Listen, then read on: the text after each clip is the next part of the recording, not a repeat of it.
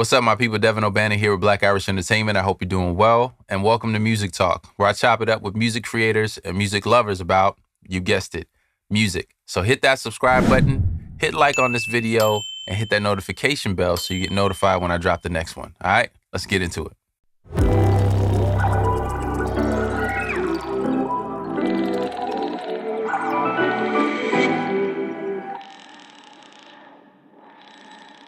What's up, my people? Devin O'Bannon with Black Irish Entertainment here. We are on episode 4 of Music Talk. I got my little brother on with me, man. Little bro. My guy Zani, or Will Chapman. We'll go with Will. Yeah. Whoever's clever, it all works. We'll go with Will. My guy's a songwriter. My guy's a artist, singer, creative, just like super intelligent when it comes to the music thing, but he's also in the corporate world, taking over the financial space and industry, doing amazing things. I'm not going to get too much detail of what I know because I know a lot. I want him to talk about it. So, my guy, Will, what's happening, family? How you doing, bro? It's a blessing to be here, just to talk with you, as it always is. You know, normally we're not; these aren't aired, you know, but to get an insight into kind of what our conversations look like. Yeah, man. And just what that is in the day-to-day. So I'm excited to be here just to chop it up. Indeed. I appreciate you taking the time, man. Like, you know, we talk like this on a regular basis, so this is just going to be an easy conversation. But at the same time, like, I want to kind of dive deep and get a little bit more specific on, you know, what we talk about today.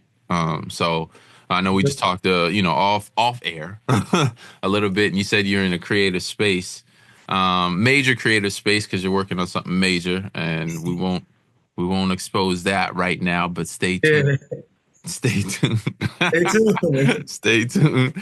But yeah, let's just jump right into it, man. As an artist, as a songwriter, how often do you create? I think creation is an everyday process. Mm-hmm. I also think that it's am I actively creating something every day? No. But am I finding myself in the flow of creativity throughout the day? Yes. And I guess what I mean by that is, I was like, expand on that. That's deep. Yeah, and we talk about this a lot, so I'll go into it a little more here. It's like I truly view myself as a vessel of the creative lane. So it talks about how it says, you know, faith is important to me. It talks about how that we are made, you know, in God's image and likeness. And this is really what I feel. And when you look at the core of like God, anyone that, you know, calls any God or serves any God, you look at that divinity and that power as a creator. Creator, yeah. The creator, right? So then for us to be made in that image and likeness of a creator, we have the ability to create and to work through that vein of creation, right? You can take 2 pieces of metal, right? And you can make something brand new. Right. Or you can take an experience and a word, and from that you can get a beautiful song and now go move somebody else's spirit. So I think that I'm always trying to find myself as a vessel in the creative space, whether that is me being really mindful, right? So if I'm just I'm outside and I'm taking a moment to be truly present where I'm at and be mindful of the way that someone that skateboards, those wheels on a skateboard hit the concrete. Yeah. If the wind is blowing and you hear the leaves in the trees, I can really be in that creative space. But actively creating, I say now, almost every day, if not every day, close to almost every day.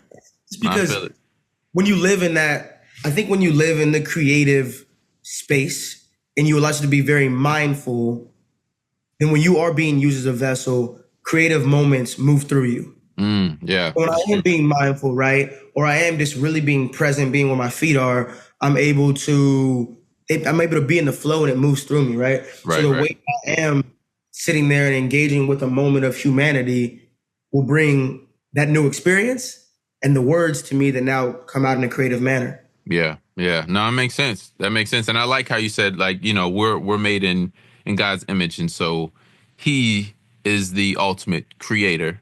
And we have the tools to create, just like it. You know what I'm saying? And it's funny because, you know, we get the question all the time. It's like, man, how'd you guys even come up with that? And we're just like, it just comes. It's just a part of us.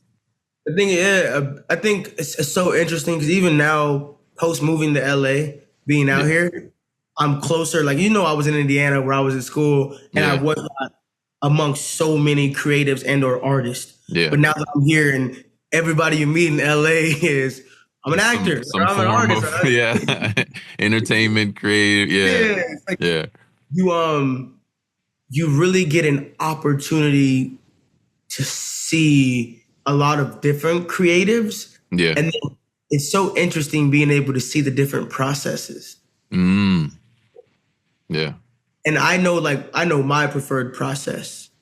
But you also in that same timeline, when you're among so many people, you also get to see so many egos. Mm-hmm. This is such an interesting thing. Because I think that ego is important. And I was talking with a friend of mine a couple of days back about this. Ego is important, but I think the death of one's ego is much more important. Okay, break that down. Unpack that. Yeah, we were talking about how ego is the understandings of oneself based upon what the world tells you about you. Okay. Yeah. Which is why you have people that they say you get the big head because the world is inflating that idea of yourself. That's how you're viewing you. But I think the death of the ego for any creative is important. But every artist needs an ego. And what I mean by that is the creative and the artist can be two things in one, but they can be very separate. Right. Right. And what I mean by that is that an artist, because now you are monetizing and there's the business side of it, there's a brand associated with it. And your ego is very much in line with that brand. But to be a creative, there is no ego that needs to be present. And in the death of that ego, you can be at your best as a creative, because now you're not listening to what you believe about yourself and what the world says. You're getting in true alignment with who you are and who your creator and God has said you are. Right, right. So to kill that ego is really to get in alignment with true self. Yeah. Be honest and self-aware, And I think creative, that's good, because real creativity is the best because you're able to be authentic and honest and vulnerable. And that makes you relatable to people, right? Yeah. You know how music is. It's powerful. It's the universal solvent, right? It breaks down all barriers of different cultural distinction, geographical spaces. It is that powerful. Yeah. In that, if it's most honest, authentic, and real, boom, you can do so much with it. It reaches and moves so massively. Yeah. And that's why I think that ego is important, but the death of one's ego, and what I've personally been working on is like the beginning. It's the beginning of somebody walking in their truth as a creative.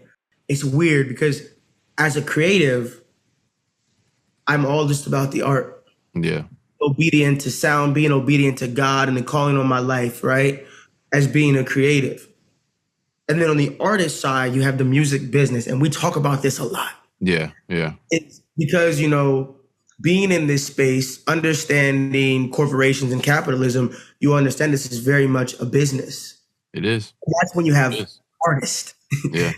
So people talk about like, oh, they're one of the best artists in the world. But then somebody else could be like, well, what's their talent level like? Right, right. It's like, we're not talking about their talent level. Right. Being a great artist is a lot of other things, right? Yeah. It's a lot of your branding, your marketing, the way that you're able to get people to buy into not your talent and your art, but you as a person. Yeah. It's a different that's a great perspective, because a lot of people look at the industry and see very, very creative and talented artists not doing as well as not so well talent artist, so to speak. Yeah. You know what I'm saying? So it's interesting to see and have that perspective, because it kind of enlightens you in thinking the industry is about a business. You know what I'm saying? It's about a business, and it's how we can make this business thrive and continue to thrive. And you have, like you said, the artist and the creative. The creator, the creative is the one who develops these things and grows these things and has to be vulnerable in that space to allow it to develop to what it is. The artist, like you said, has to have a form of ego because they're the face of something. They have to be able to consume and take in all of that I guess outward perspective of who they are. Always, yeah. You know what I'm saying? And so having that as one person, you have to also learn how to separate the two, because you get those people who are artists in a creative setting. You know what I'm saying? And then you get the creative in an artist setting, and it doesn't match up. You know what I'm saying? It tends to not match up, and that's why you start getting a lot of people who are awkward in interviews. You know what I'm saying? Or can't have conversations with brands, or don't know how to develop a brand, or don't know how to grow a space of being an artist, because they're so locked into the creative side, which is the vulnerable and open, and and then when somebody gives them a bad comment on whatever it is, like they're heartbroken, they're devastated. This is so real. This is I didn't think it was gonna go here, but it's going here. Oh, it's so real. It's real. Well, when you first introduced me, you were like, the little bro Zonnie, and you said, well, Will. And I think that what you just said is a perfect explanation of why Zonnie and Will both exist and coexist. Yeah. Zonnie is the artist. He is the projection. Will is the creative. Will is the person. Heavy. And so for me to be able to live in both those worlds, I had to create a projection. Yeah. You got to have that switch. Know who to present.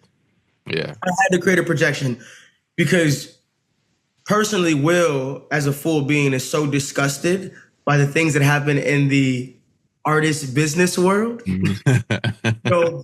Just sometimes even the shystiness, the shallowness, things of this nature that don't align with Will as a creative. Got it. He's not able to, I'm now getting a little weird. I'm speaking about myself, but Will. No, I get it. Yeah. And it's weird, but those things are so far from that space that you were saying. Like the creative is so in that lane that they can't live in the other world. And Zonnie being the projection now he is the projection of the ego of Will that Will has decided to try to kill. Heavy.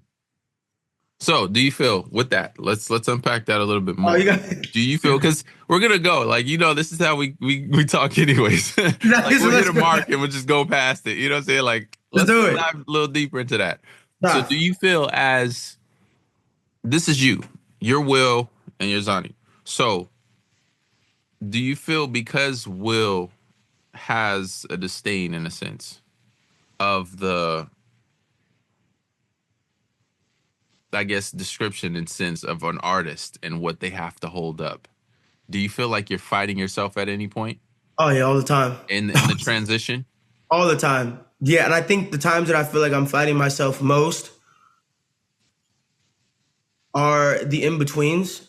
Okay. So it's like there is gonna be the two different processes. Right now I'm currently working on something. Yeah.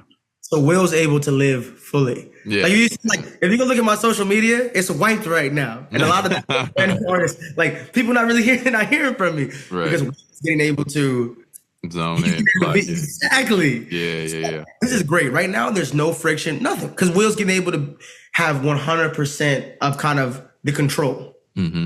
And then once everything is done on that end and we can move into now you got to be Zonnie, everything's good. But there are the phases in the in-between. Yeah. Probably the ideation. So right now where I'm at creatively is implementation.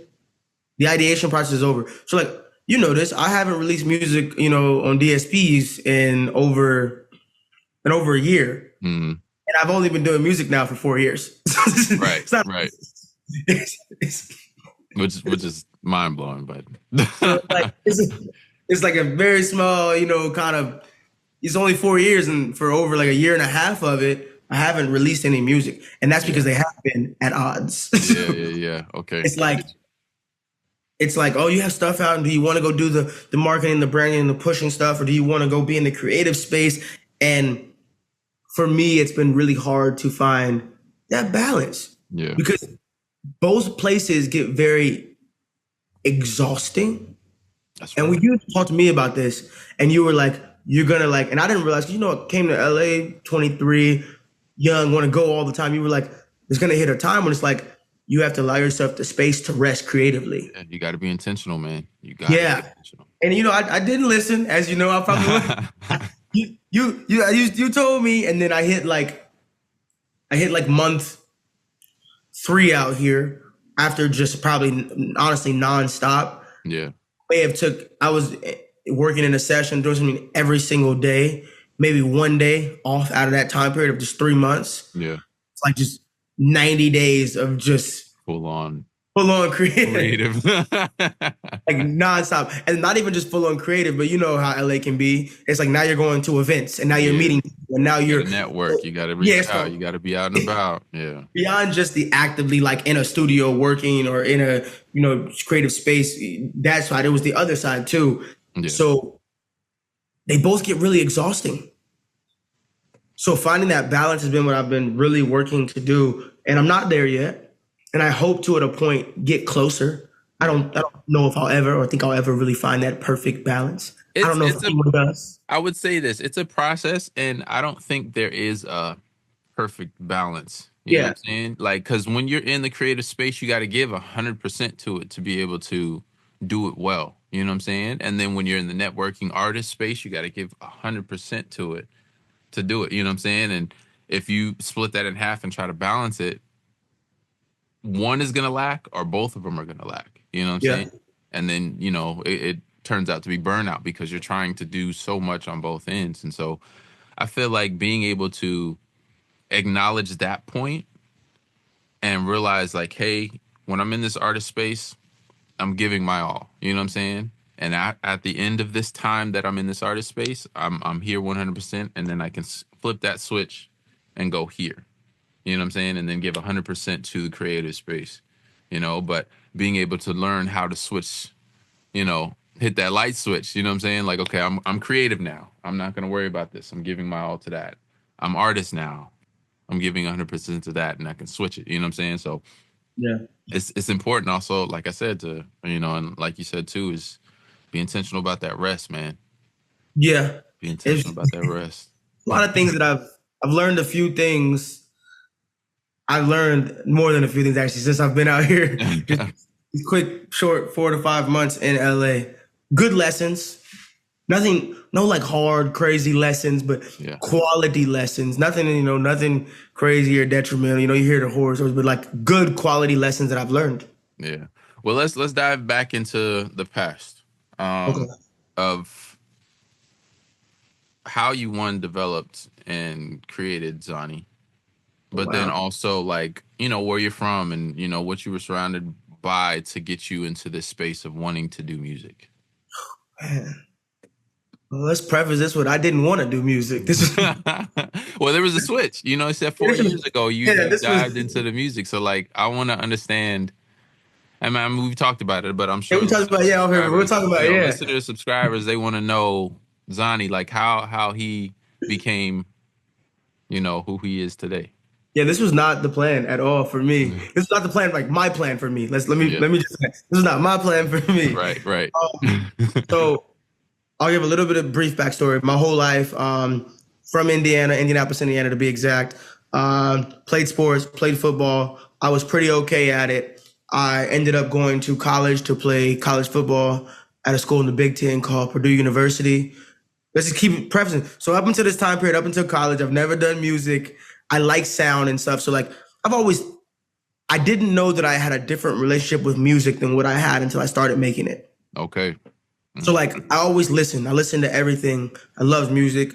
Grew up in the church, so I was always near like elite sound. You know how it is. You grow up. Right. The church is where the best musicians are. That's where they are, bro. You know, so like I'm there, and I'm never a part of it, but I'm always listening. Mm-hmm. I don't know that it's affecting me in a massive, major way.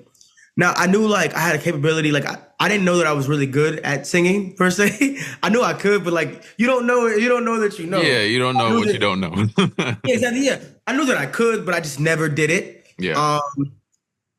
And then, you know, I did it like maybe like I sang for fun or like possibly in school if I wanted to impress somebody, I might have sang a little bit, something like that. But it was, I never in my mind thought, oh no, you're going to make music that's going to like impact people on a deep level. Yeah. Never what I thought. Yeah. I get to college, get to school, playing ball, doing the thing, like working out. It's great. Like, you know, everything's going good. And then March of 2020 comes around. We're in spring ball. And you know that timeline. It's when COVID is massively happening. People are getting sent home. Work is becoming remote. School is becoming remote. So for the first time, they sent us back home. For the first time since I was like 5 years old, I was not actively doing football. Wow. Really, really bored, like just kind of nothing to do. And they're at home, you know, with mom, with dad, they're at home. Mom got me like a keyboard. It's like a little, and looking back, I was like this little toy, little keyboard on Amazon. Now that I know more about music, now that I know more about, like, yeah, that was a toy. now that I know more about the musical space, I'm aware of that. Yeah. But then like it was the world to me at that point. Yeah, so every day I just got excited. And you know, I'm no musician on the keys like that, but I started to play on it every day, learning chords, teaching myself a little bit of theory and diving into it. Yeah. And really was enjoying it, liked it, you know, started just messing around with it and falling in love with music, not as a listener, but in a new process now as someone that is a part of it in the creation process. And that was beautiful. Mm-hmm. We then got sent back in the summer and music fell to the wayside. I was back on my normal routine. Right. Because at that time, that was what my identity was tied to. Everything I had ever told myself about me and the world around me had told about me, that my identity was that I'm a football player. Wow. Okay. Not that it was something that I was doing, but that was who I was. And I learned in the coming years that was not the truth. So went back and I'm back in that football mentality. This is all eat, breathe, sleep. This is all I do. Right. It's all I do. And God is like, God, you know, works in mysterious ways. God is so intentional. We get back and the Big Ten, see, we're in camp. The Big Ten announced like, we're canceling our season. It's not going to happen. And for 1 week, they have this time period of 1 week. So we're like, we're on campus board. And I told you this, I get this message from a kid, on Snapchat from a kid named Landon. He was like, you like music, right? He's a kid like producers on campus named John. And I'm like, yeah, I'm bored. Like you sent me home, you said, you know what, why not?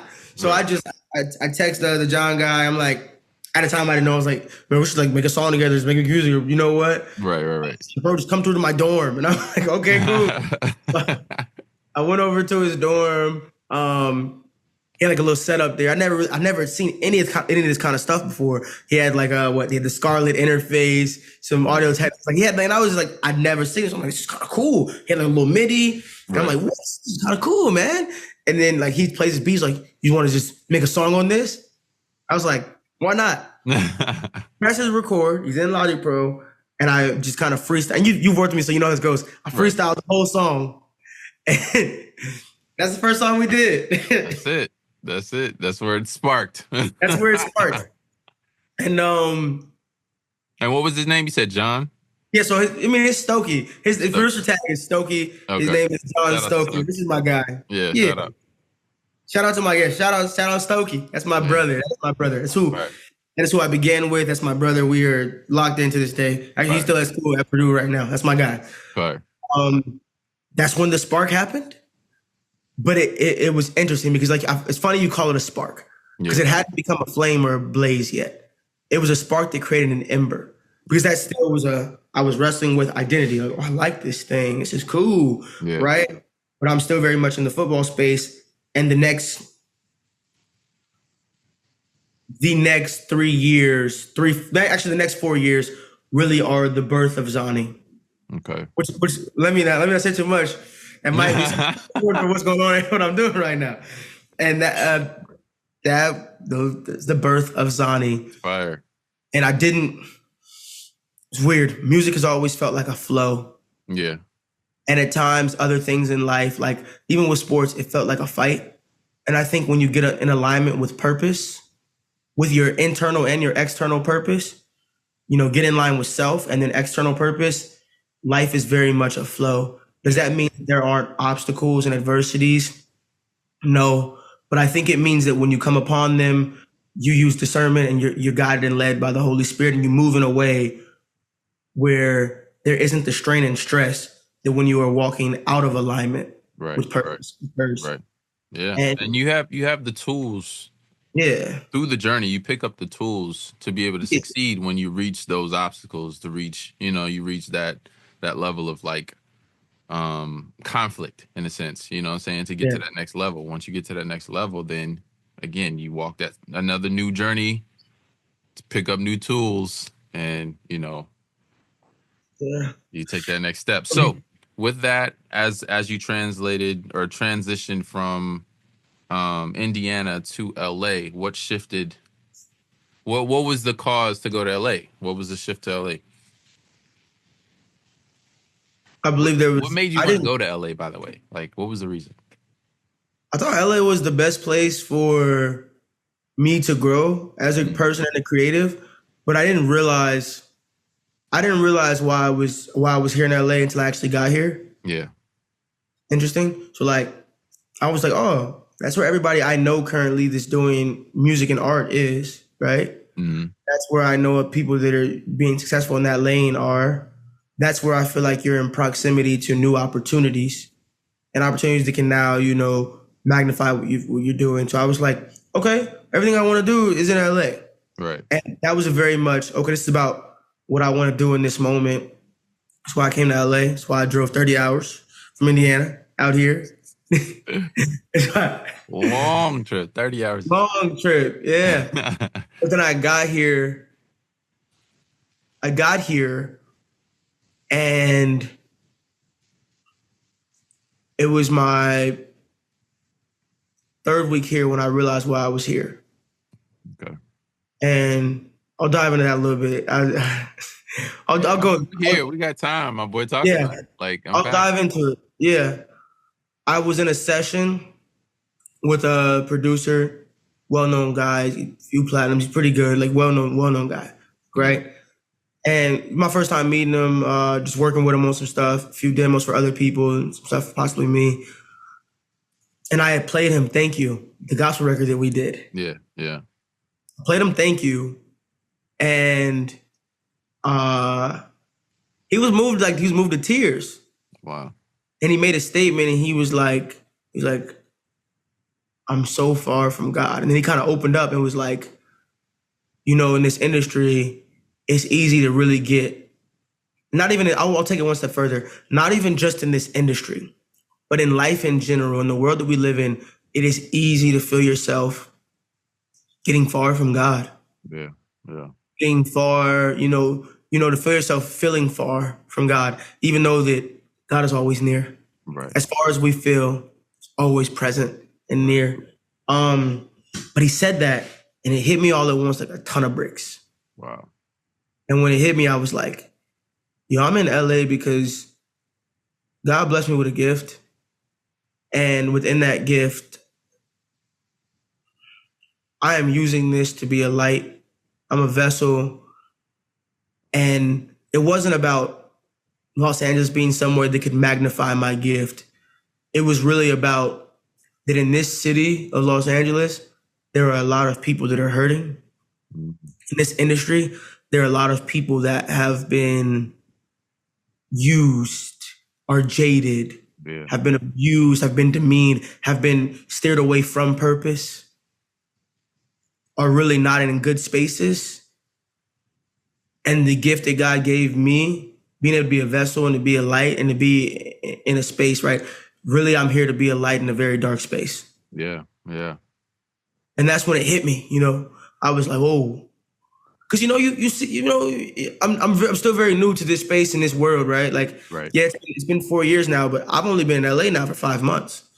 The rest of my time has been in Indiana. And yeah, I would fly out and do certain things or attend grant. Like, I'd do certain things in that 4-year period. Right. But I was never here long enough to have like that level of intimate interactions with somebody. True. So it hit me. It hit me, and I was like, people out here are hurting. And, honestly, most people, like, your favorite artist is probably really going through it. And you don't even know. Like, real, man.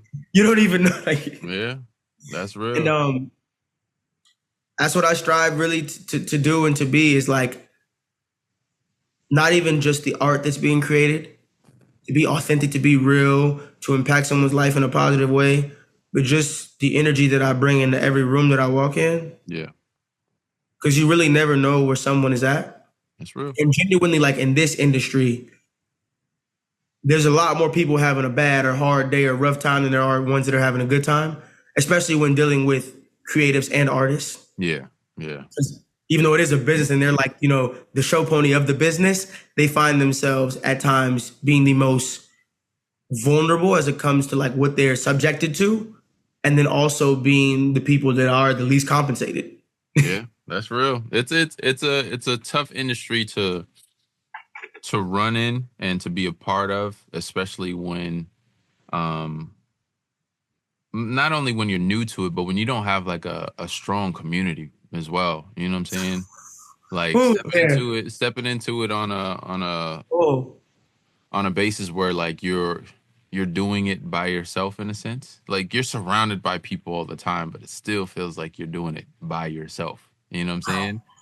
And so like why'd it's you have to bring that up, no, Dev? I'm just saying You know, this is ah, personal experiences. I know you understand it too. It's just like, we surround ourselves with people all the time because we love collaborating, we love creating, we love being in the space of um creativity and doing what we love. It's our passion. It's a part of who we are.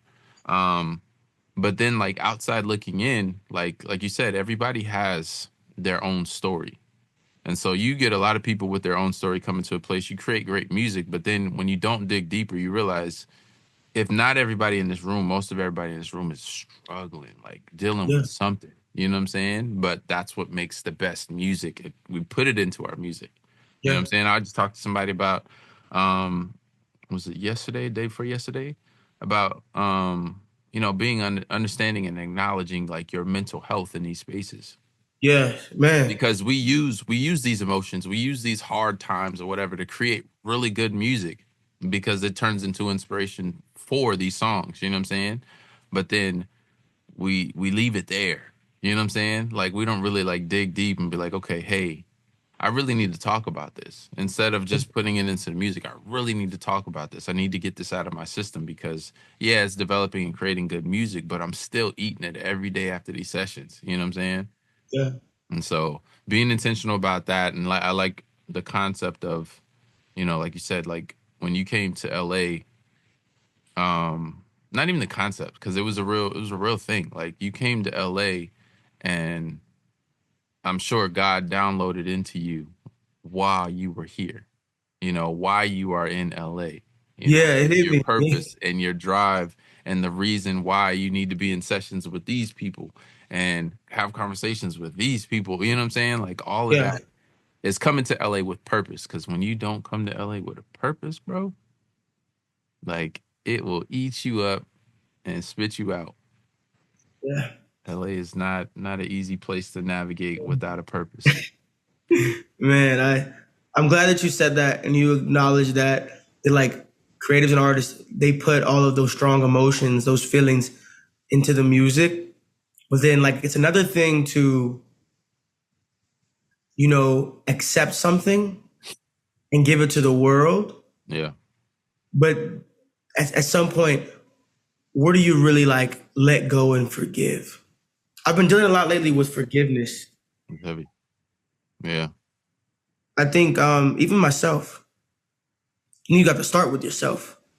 yeah, I yeah. think yeah. So like I've been dealing a lot lately with that because really like where I'm at, I told myself as a creative and as an artist, I'm ready to fully be seen. Mm, I know I told you this, yeah. and I got to the point where now I'm ready to fully be seen. I am unafraid, and I'm unafraid and unbothered by the world's perception of me based upon the art that I am blessed to create. Wow, wow. That's heavy and great and amazing all at the same time because that it's a vulnerable place to be, but when you accept it Yeah, and you realize it, you know what I'm saying? Like it turns into a strength. You know what I'm saying? yeah, it Because it's is. like, yo, I'm ready. Like, there's nothing anyone can say to shift my mind. I'm ready. Yeah, And when you're ready, like doors start swinging open and you're stepping in there like you own it. You know what I'm saying? yeah. No, Because it's literally, your something happened the door. other day. You know what I mean? Something happened the other day that blew my mind, and it was like It's like that dude, you know, you real cool with. It's like, yeah, man, I'm trying to get a record with you for the last, 2 years. Right, right. Out of nowhere, like calls me and is like, just been busy, man. How you been? And sends me over production. Made this just for you. And I was Yeah. like, It all starts to align, man. Like especially when you said you walk in alignment, like things just start to fall into place. And it's not gonna be like, oh, everything just happens easy in this flow, like you said. You're gonna run into obstacles, but you have the tools to get through these obstacles, to get through these doors. So that's incredible, man. I appreciate you like sharing that aspect of your journey because a lot of people have that experience of like having to be vulnerable and having to be open, but they feel like they're doing it by themselves. Like, no, you're not the only one doing it. nah, it's You're not the only one going through it. Like no, it's you're not. real. I want Yeah. everyone to know that, you know. It's on my heart to say this, so I'm just gonna say it. Like Davies just said, you're not the only one going through this. I don't want anyone that sees this or anyone that is a present, walking, alive, to ever feel like that your struggles are so unique to you that you have no one that you can relate to. Yeah. That you're on an island in an abyss alone. Right, right. Like, you know, we all have our own crosses to bear.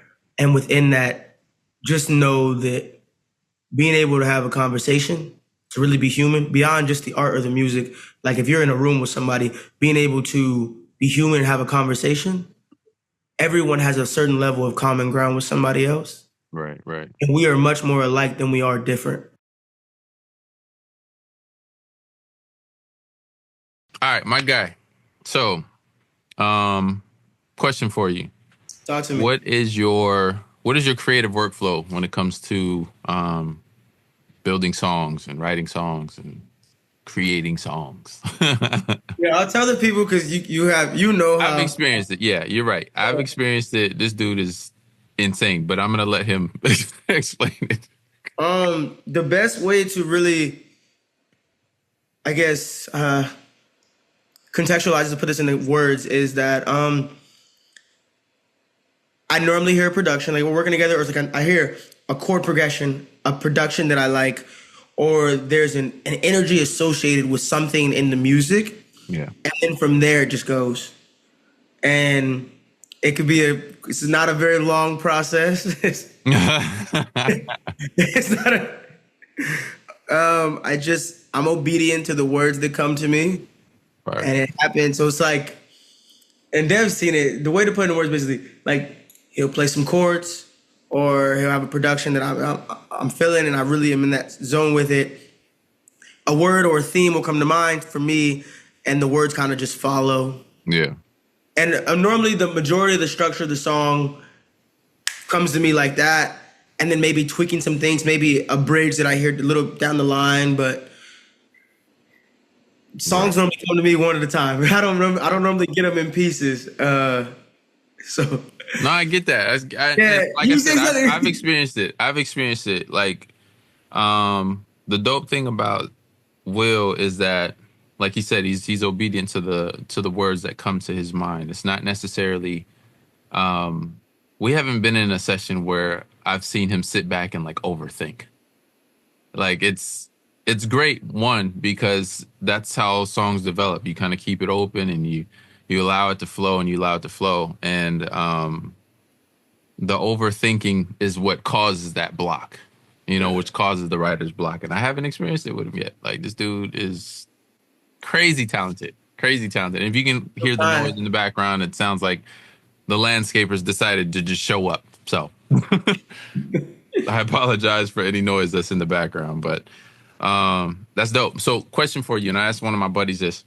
Yeah. What needs to come first for you? Is it the lyrics that come first for you, or does it have to be some melodic idea? Like you said, the progression comes and then it flows, or do things like just hit you? For me, it's always that melodic progression of the music, like the music side of it. Not necessarily the music side is like the composition side of it. Yeah, is what always comes first for me, because I think that the words are our tools to communicate the power of the sound. Deep. And I think that the sound itself is in the composition. Yeah. So it's like, we've had deep talks about it, how like even, you know, you get even biblical about the power of sound and music itself. Frequencies. Yeah. Yeah. Yeah. So like for me, that's what comes first.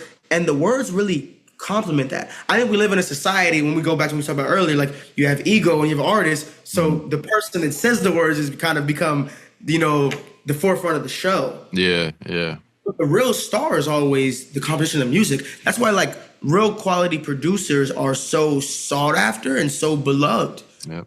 Yeah. Producers and engineers, man. Producers, engineers, everyone that handles the composition of music. Yeah. Like that's, what do you mean? That always comes first, because I think that's what I, as a artist, as a creative, as a songwriter, that's what I am trying to translate now to people. Yeah, yeah. Because, you know, whether you speak that language from a internal standpoint where you just have a great ear and you feel as a, you know, someone that's a producer, mixer, engineer, or you have great technical ability, or both. Yeah. That's a language that not a lot of people are able to speak. True. It's true. So when you bring an artist in, a creative, a songwriter, they can now translate the emotion. Right. Everyone can feel it in a composition, right? Like you listen to like Samuel Barber's Adagio for Strings.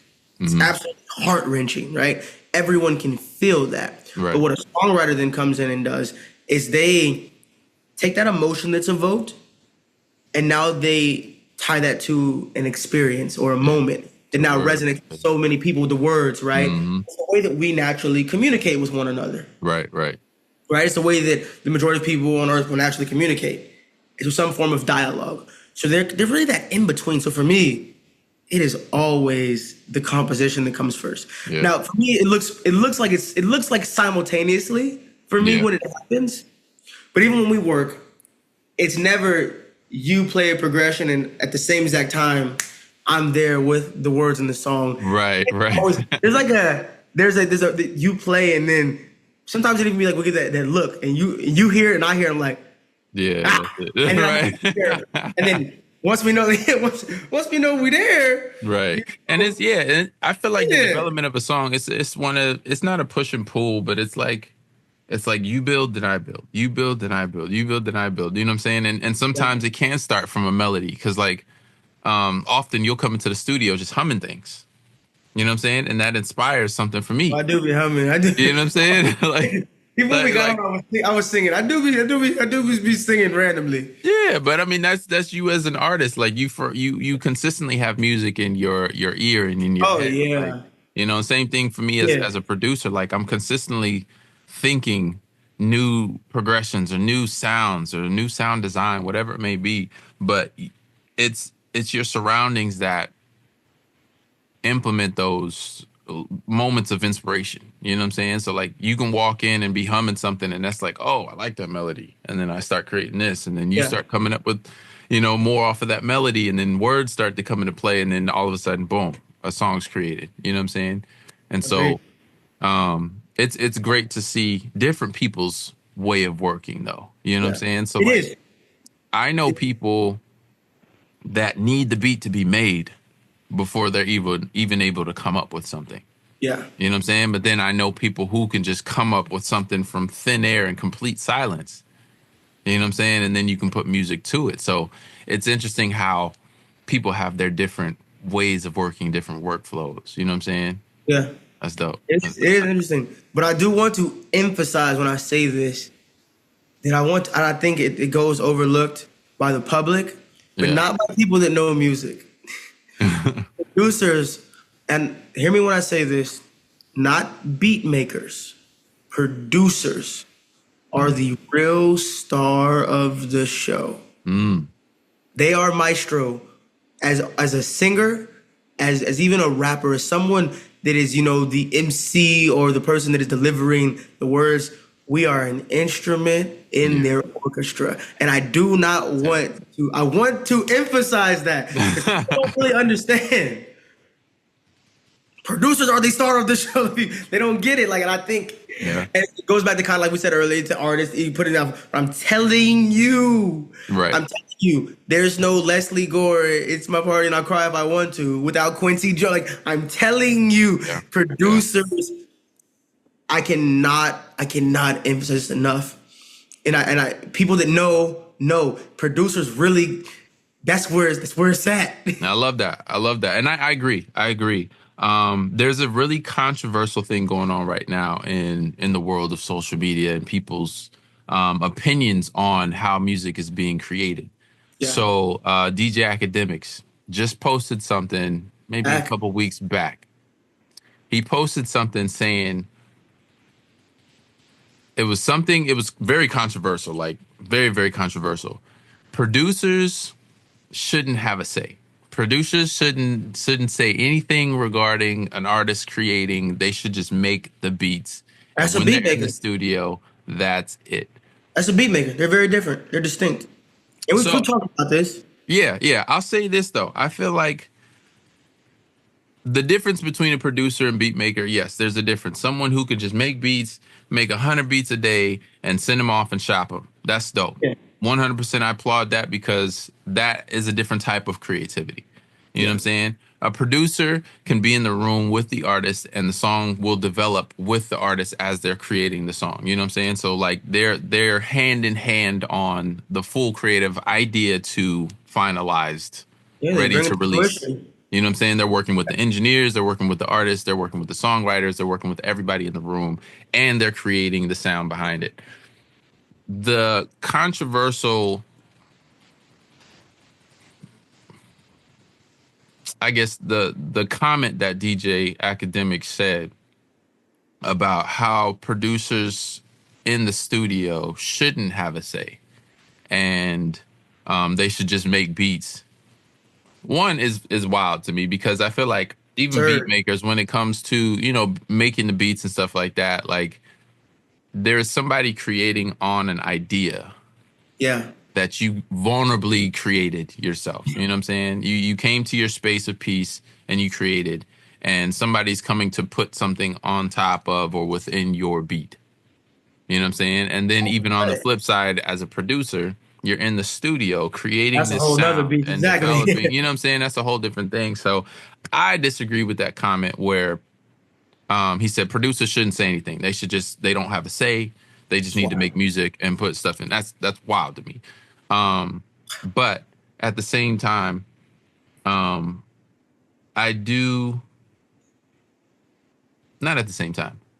believe that producers, I believe everybody should have a say in the element, in the full room of, or scope really, of bingo. Creating. You know what I'm saying? In the full scope of creating, everybody should have a say. You know what I'm saying? Everybody should be open to the creative process. The beat makers, the producers, the songwriters, the arrangers, the engineer too. You know what I'm saying? Because like everybody has a different perspective on how the song is being created. You know what I'm saying? Yes. And so this is actually the first time asking the question and getting the perspective of that. Like, so I'm taking that, you nodding your head, you agree that producers should have a say. Yeah, 100%. This is why I kind of have this thing, and you know this about me, right? So like, the way that I personally like to work, I'm not the kind of artist or creative. Everyone that's in the room is a part of the record. Yes. So like, I know some folks that want to have these big sessions, that want to have these people, you know, I want to have the homies come through. I want people to, let's preface. That's what I'm about to say. Let's preface. Not everybody in the room is a part of the record. Exactly. Everybody in the room that's putting energy into the record. Exactly. In some form of creative fashion is a part of the record. Exactly. And that's why me personally, I like to have, you know, when I work, everyone that's in the room is someone that is facts. a part of the record. So I don't even, that's never an issue. Right. So like in every room that I'm in, whether you're in there and you might be somebody that's also creative, like I know when last time we just worked together, it was when I know David had came through, Dio came to over to your place, and then we went over to his. Yeah. But like in that moment, what's good, my guy? Yeah. In that moment, it's kind of like everyone in that room is contributing. Like the record we were working on over your place was started, but when he came through because there was a moment where his energy, his spirit, and his expertise over something, and then the harmonies came through. Yeah, everything just and because you have those people that are actively bringing positive energy into the space, and you listen to those new perspectives, you can now elevate the track more. Exactly. And that's why everyone, like you said, everyone needs to have a say because our perspectives are different. And where my blind spot might be is where the engineer is 2020. Right. Exactly. No, it makes sense. Be mindful that it's about everyone. It never really issue when I'm in the room working with people because everyone is there. They're there to work. Right. You got these massive rooms, you bring people in that are not contributing energy. Then you gotta. Then it's like, well, you're not having. Right. Yeah, and I feel like, and that's why. Well, this is a question too I can ask you before I say what I'm gonna say. Yeah. Do you prefer being in intimate studios, smaller intimate studios, or do you prefer creating in the larger, standard size large studios? Me personally, like me creating, or like me just being in the room, like just like a songwriter. So you creating as the artist, as the songwriter. What is your space preferred? What is your preferred space? Intimate spaces for sure. 100%. 100%. And now, like, if you do go into these bigger, well, let's just break down and talk about it. And you understand this and you get this now. The way that technology is and the way that it's advanced from like all the way back to like, mid 90s and ADATs and just things going from the way music has moved and the way that we deal with it. Right. You don't need the $80,000 studio to create $80,000 quality music. Right. Obviously, unless you have like a larger band, big choirs or orchestra, stuff like that. But like live recordings and live micings with large band, that kind of setting. But the average artist is not doing that the way that we utilize VSTs and plugins, everything. It's right. Nah, 100%. So I prefer to be in those really intimate spaces with people because, like, the big thing for me, and this, but it's like before we're creatives, we're human beings. Yeah. And so this is a hard lesson I had to learn while being out here in LA. Another mentor told me, she was like, you're going to learn that you can't work with everybody.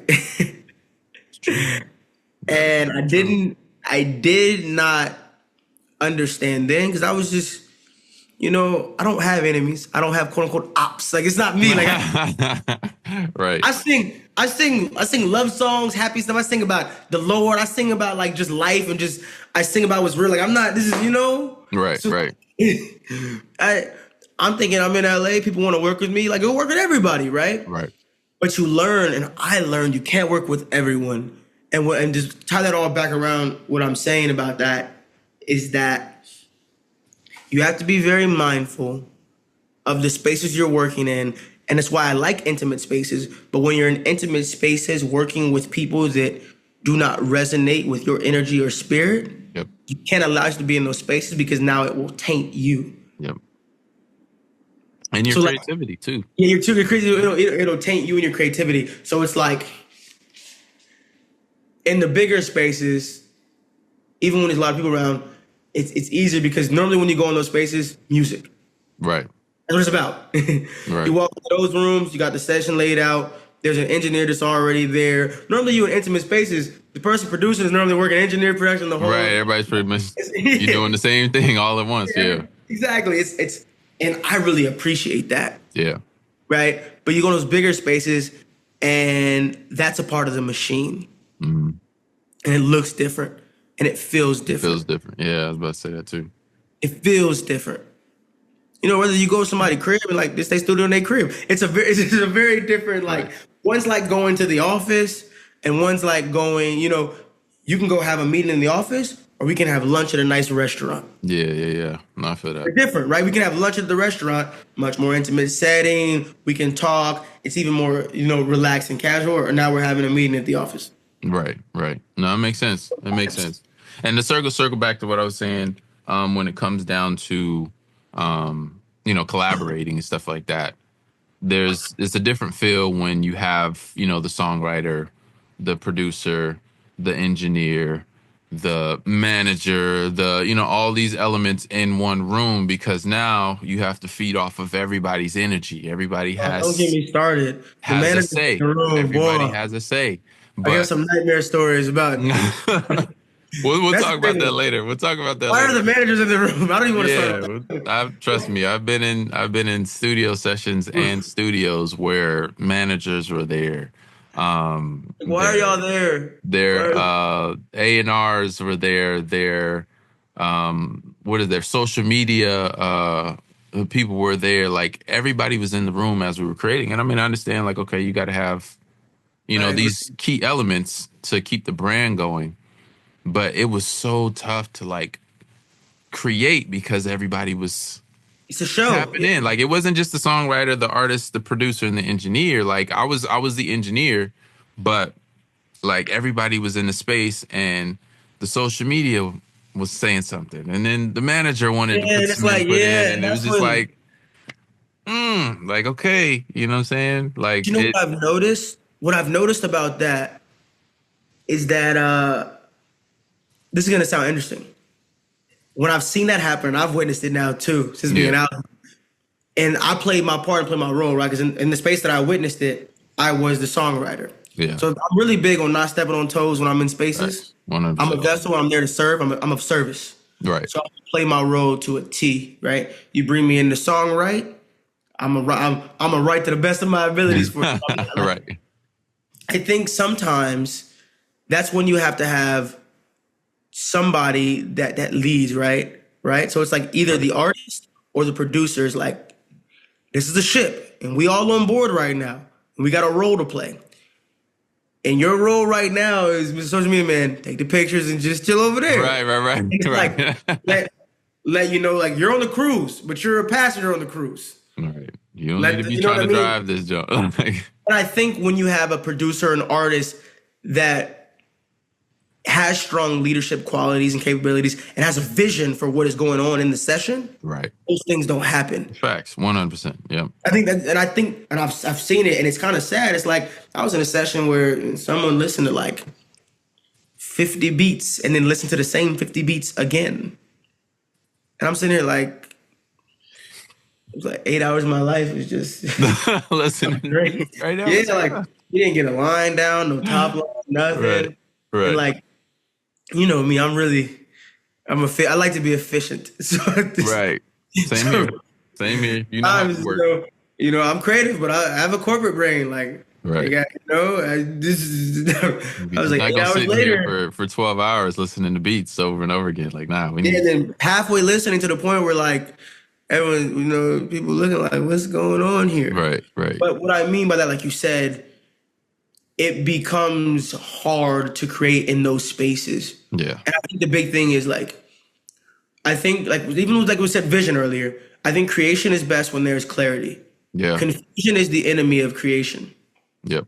Why you said when we create, like you feel like I don't overthink. And I think overthinking leads then to confusion. Yeah. Yeah. And I think confusion is the number one enemy for creation. Yeah. Yeah. And you know me, like I don't like wasting time on certain things. So if something doesn't connect with you, We're I talking tell about you know what I'm saying? Like save, put it in a folder, let's reset, let's start something new. You know what I'm saying? This happened last time. This literally happened last time. It happened last time. It's real talk. And it's one of those situations where I don't want to spend all the studio time up trying to force a song. You know what I'm saying? If you're not going to connect with it, I'm okay with putting it in a folder and reattacking it either with another artist or at another time with you when you're in a different space. You know what I'm saying? Because then something may come different at a different time. You know? So my thing is I'll save that joint, put it in a folder, start something fresh. And that's what happened. Like we started something. It was a cool idea. But then we started fresh and a whole song came after that. Like, Not really. Yeah. It speaks volumes about you, though, I think, right? Because this is what I've noticed. And this is why I think, not even just with when you and I work together, it's so seamless, but when you work with anybody that you feel as though it's a very seamless process, I think when you're in that process, everyone there realizes that they are not the most important piece of what's happening. it's the ego thing again. Like you The ego said, thing again. in the Yeah, creative like- space, there's no ego. Yeah, like for you to be there and to have a flow and a beautiful idea, right? But it not be what was for the moment, and to have the humility to be like, you know what? Nah, that's for a different space and time, and it's not for here. Yep. Let's go move into what is for this moment. Says a lot about you. Yeah. Yeah. Cause you know, for me, sometimes it's even hard for me to be like, I'm not. But you sense that you were like, you're not really here no more, or you're not connected. It's like, And you notice it. You have to pay attention and read the room yeah, because, like, for me, I can get locked into producing something out, and I'm loving it, and it's growing and developing. And if I don't pay attention to you, then I'm putting all my time into something, and you're just like, yeah. I'm not here. You know what I'm You saying? know But me though. It's hard sometimes for me to be like, especially because I know how close we are beyond the music. right, So it's, right, I was just sitting there like, I was like, because at first I'm there and I was like, nah, I'm not here no more. Not here, like, yeah, you know what I yeah. mean? I'm not here no more. And I think you witnessed it and you saw me and you were like, how you feeling about this one? Right, right. I catch it quick too, because I've noticed with you when I'm working with you, like when you're in it, you're here with it. Like you're either on your phone or developing, growing. But I know when I lose you, you do this. You know what I'm Like, saying? You'll sit back and just be like, my mind is just like, you just elsewhere, just everywhere I started else. looking at the But baseboards. you know what I'm saying? And so that, as a producer, you have to pay attention, read the room, understand, okay, hey, let's shift. You know what I'm saying? This space and this time, like you said, this space and this time or this music isn't good for this space and this time right now. Yeah. Let's save it. Let's move on to something else. As you know, as a producer, as a songwriter, you even have to come up with that too. Because when you're writing for the artist is the most important because they got to be able to step into that booth and perform. You know what I'm saying? Connect with the music and Yeah. perform. And if they're not connecting with the music and they can't give their best performance, then we're wasting our time. And so as a songwriter, as a producer, even as an engineer, you have to be able to read the room and say like, okay, hey, let's shift. Even if you're stuck. I've been in situations where, we're writing a song and it's growing and going, and then we hit that roadblock where it's like, well, I don't know where to go from here. I don't know where to go from here. And we're stuck on this line or we're stuck on the verse or the section of the verse or whatever. Okay, hey, let's shift. Let's put that on hold. Let's move to the hook. We got the hook down. Let's stack the hook out. Let's do that. Or let's move to the bridge. We have this already laid out. Let's move to that because then that usually sparks something that when we go back to the verse, then it starts to roll again. You know what I'm saying? So it's all about being intentional, reading the room, intentional about reading the room, And so, 100%. yeah. And then what, like, just like you said, that ego is a big thing. It is. It does nothing but tarnish the possibilities for creativity. Yeah, that's real. Because the individual only has so many experiences. The individual only has so much wisdom, so much insight. Yeah. And I think your ego is tied up in you as an individual. Mm-hmm. And I think, and that's why, for me, creativity is just like when you're able to erase that, surround yourself with other people that have learned to kind of erase that, right? And now everyone can bring to the table their own experiences, their insights, their expertise. And we listen and we take the best from everyone. The creativity and the product can be the best. Right. That's why, like, it's hard. It is hard because not only do artists have egos, producers now do too. Yeah. I think we live in... It's understood, one, because when you start to know your value and you've run into situations where people have either devalued you or put you in a situation where they used you for something that's valuable just to have their own gain. You know what I'm saying? I understand where this ego comes in because it's a safety mechanism. You know what I'm saying? It's a, okay, hey, you're not going to use me for this because I know it's valuable.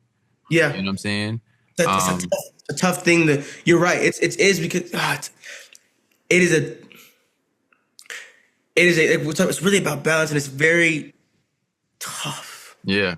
It's not as easy as, like, we're talking about it right now, but implementation of this is very, very difficult. Yeah. But I think that the individual ego, as far as the creative space, is where I talk about it. Mm-hmm. And there are times where someone has to set proper boundaries based upon one's own value on the business side of things. Yeah. Like, even when I've worked with producers now where, like you said earlier about knowing your role and capacity is that the the goal is to make the song the best. And if that means as a phenomenal producer, you have to do like less is more, be there. If that means as a top line writer or as an artist that less is more, be there. Right. I think we live in a space where because everyone is so hungry for new opportunities, they are trying to show off their expertise and how good they are in every aspect. And I've had to work on this. Like I can sing from A to Z. Every record does not require that of me. It doesn't call of that of me. So that's what I think real control is, right? It's like knowing that you can do something, but realizing that you shouldn't.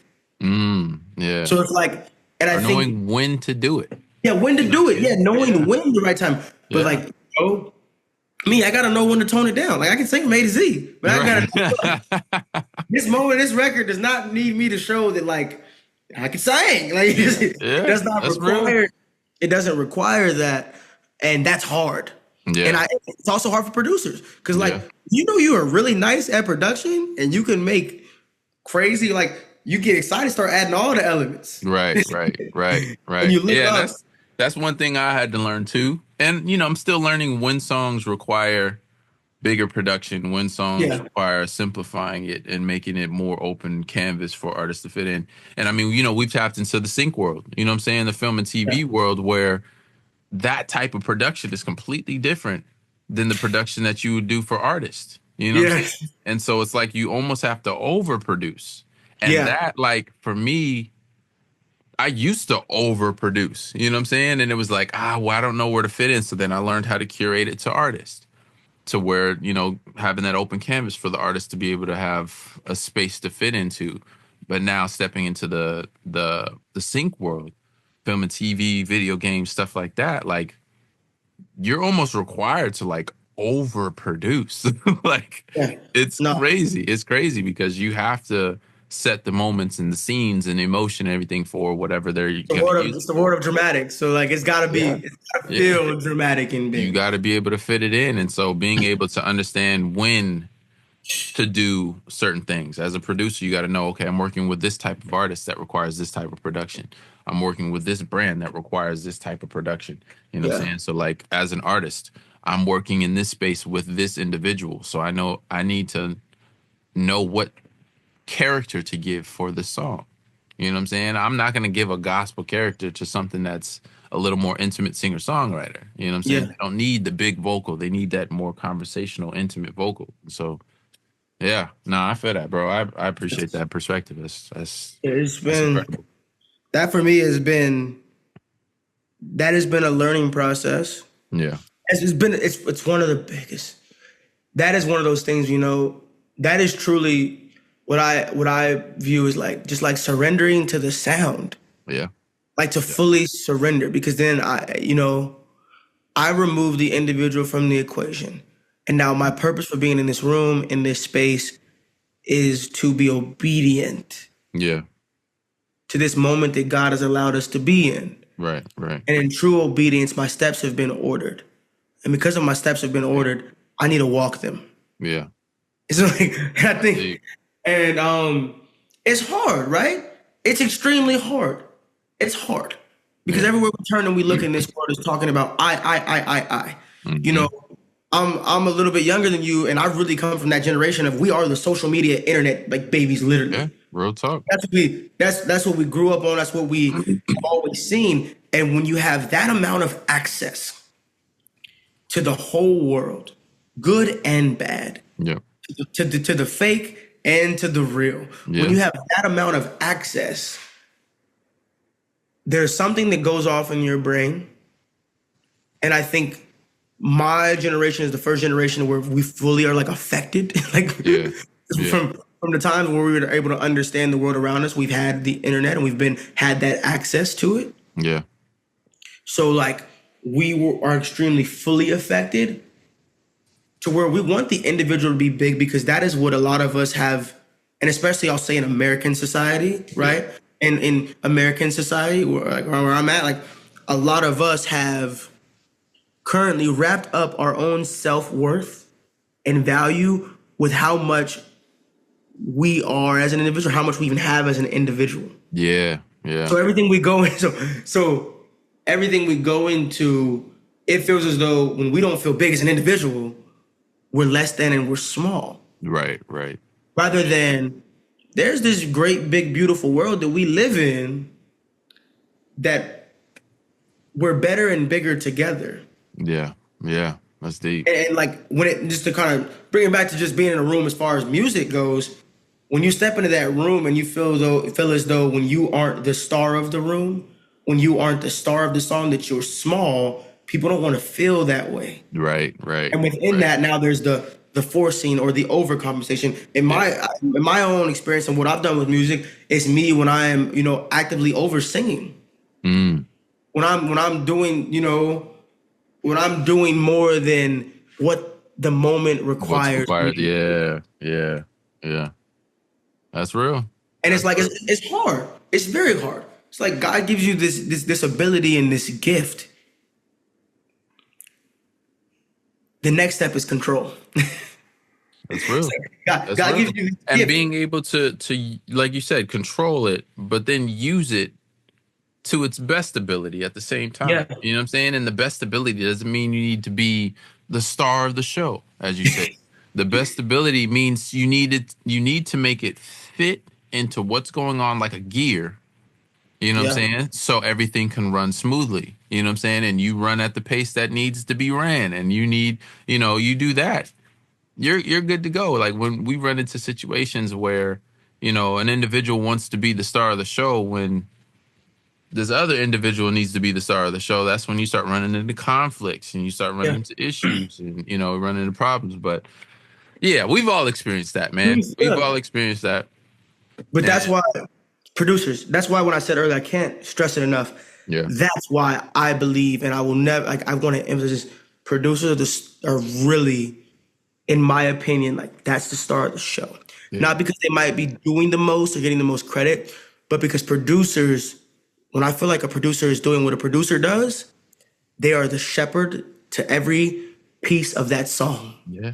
They're the glue. They keep things in alignment, and they, it's like you're over singing, and like real producers will walk through lines with you, and we go through this when I'm doing, and it's like, and then we know when it's like, that, but and you're able to guide, because I think what makes a producer beautiful and amazing is that they have been gifted with the ability to bring something from the ideation and its inception all the way to fruition. Yep. What I think has been misconstrued to people in the creative world and those outside of it is that the artist does that. Yeah. The artist doesn't. The artist is simply a piece within that puzzle. Right. Producers are really putting the puzzle pieces together. Yeah. That's real.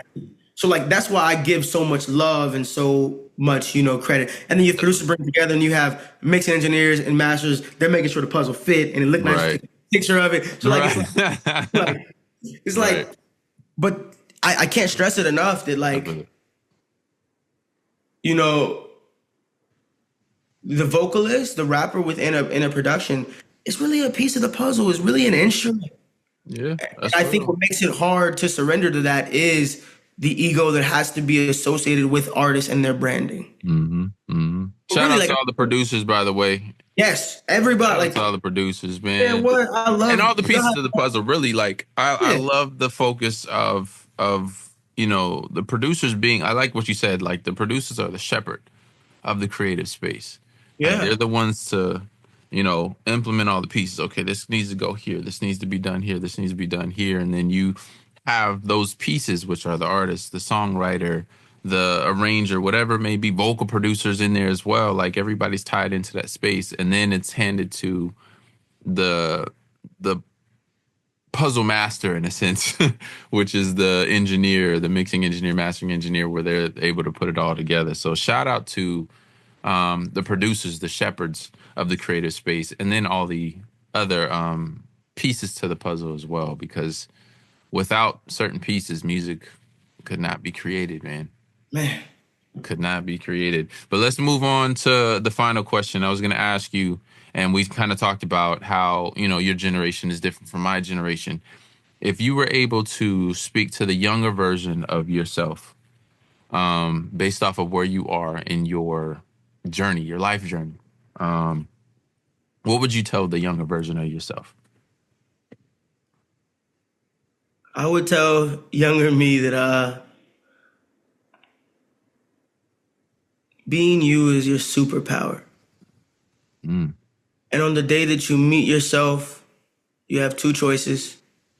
You can run far, far away from who you are, or you can run further into who you are as a person. And please, don't hesitate, don't doubt. Run further into who you are. Because the lane in your life that you walk in when you run into who you are is what was designed for you, what was destined for you.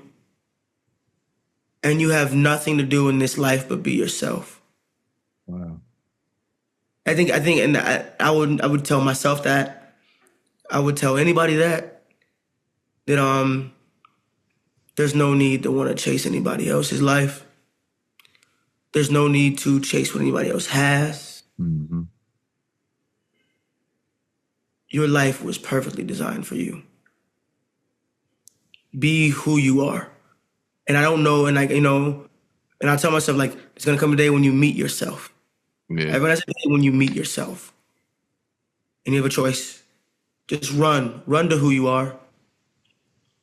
There is joy and beauty and bliss in all of that.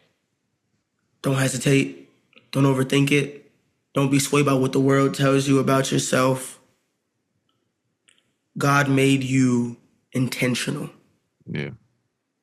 And if you were not meant to be here, you wouldn't be. Right. And because you are here, you have purpose. You have a gift. You have light. Do not shy away and play small. Do not stay in the boxes that people have placed you in. Just be you. That would be like, just unapologetically be yourself at all times. That's good, man. The most vulnerable version of yourself. Just be you. Unafraid. Compassionate. Walking in love and light no matter what is brought to you. To be mindful. Even when the world brings you the worst of times, terrible circumstances, unthinkable things that you have to deal with and go through, be yourself. Because who you are is good. Yeah. That's good, man. That's good. I appreciate that share. And that's enlightening. You know what I'm saying? Like, that's why I love asking that question, because everybody would tell their younger self something different, but then it still has like a consistent undertone to it. You know what I'm saying? Still has a consistent undertone. So I like that. Be yourself. Continue being yourself. And I like the concept of when you meet yourself. Yeah. Like that moment when you meet yourself. And I get that. You got two choices. You really do. Like when you finally come into yourself and understand your identity, like you have to make a decision. Okay, do I continue on growing and developing this version of me? Or do I go completely left? Or do I go completely left and just like gun it and hope something happens? Like, you meet yourself and you either make a decision then is I love me or I do not love me. Yeah. And you run further into you or you run further away. Yeah. And I think younger me spent too much time fantasizing about a version of myself that was who the world told me I was. Mm-hmm. And then within the time of fantasizing about that person, I was delaying a lot of blessings and moments to who I was actually meant to be. Yeah, that's real. Because when I met myself, I tried to play the fence. And within that, I found myself at times leaning into who I was and then leaning out of it. That's why I said and we talked the other day, and I told you this, is up until the top of this year, I really was not fully into this as me being a creative and creating art and music. Yeah. The top of this year was the first time was like, yeah, That shift. yeah, you know what I mean? Like, And I was, yeah, I'm in this. Like I'm supposed to be doing this. Yeah, I was about 80% of the way, the year before, and then before then I was really like every other day it was. Right. But yeah, the top of this year I was like, yeah, I'm here and I'm meant to be here. Yeah. Yeah. Purpose. Yeah. Purpose. That's good, man. I appreciate that. And then last question. I know I said that was the last question, but this is the last question. And this is outside of the creativity, outside of the music and everything like this. Share something with the listeners, the subscribers, everybody tapped in. Since I said that, everybody subscribe. Hit that subscribe. Hit like on the video, man. I got my guy Will on here. Hit that like on the video. Last question for you, bro. Share something with the world of listeners here. Something that is off the wall. Like just something that's completely different that people wouldn't know about you. I got so many random things. Just random. Oh, I'm a licensed commercial drone pilot. Oh. That's right. I'm like FAA certified with my Part 107. That's just strange, but yeah. Okay, that's major. That's major. So break that down a little bit more. What is a licensed? Would you say? A licensed drone pilot? I'm a licensed commercial drone pilot. I'm Part 107 certified. Okay. By the FAA, yeah. What made you get that? I was on a flight. Actually, I was on a flight out to LA. Fun fact. And the guy I sat next to, his name was Blake Andrew. Shout out Blake. Still cool with him. Shout out to Blake. Hit a bunch of drones on like his bag. And I'm a really curious person. I'm a nerd. I like to learn. So I inquired. And he told me about them, showed me some footage of him flying. He was like, it's amazing, man. And he was like, yo, what you should do is get a drone and get like commercial, get commercial certified and whatnot. Yeah. I was like, cool. Got back to school, got a drone. I did a little bit. I learned about METARs and tabs, a whole bunch of like aviation stuff. I had to learn how to read sectional charts, and I got it. And I like to fly my drone around. I think it's just cool. Right. It's probably like one of my two hobbies. Probably like drone, it's just cool. I like it. It's fun. Dope. Probably that and horseback riding, like my two hobbies. Fire. I love it, man. Appreciate that, bro. And appreciate your time. Like I said, I know you're a busy man. I know you got a lot of things going on out there in LA. So appreciate you for taking the time and chopping it up with me on Music Talk, man. Like, again, thank you all for tapping in with us today. Subscribe, hit that notification bell when I drop a new one. And hit like on this, man. If you know my guy Will, hit like. If you learned something from Will today, hit like. And stay tuned for more. Again, my name's Devin O'Bannon. I got my guy Will, aka Zani. Yeah. And again, stay tuned because we got some amazing things going. So, question: where can they find you on socials, bro? Oh man, they can find me at Will WILL Chapman CHAPMAN. They can find me there, man. Yeah, man. Tap in with my guy. Follow. I'm a little distant right now. You said what? I'm a little distant on them social medias right now. Nah, you good. Tap in anyways, because I know he's got some amazing things rolling out, so y'all don't want to miss it. But again, thank you all for tapping in for the 4th episode of Music Talk. Again, Will, thanks for tapping in with me, my guy. And stay tuned for the next one, all right? I'll holler at y'all later. Peace.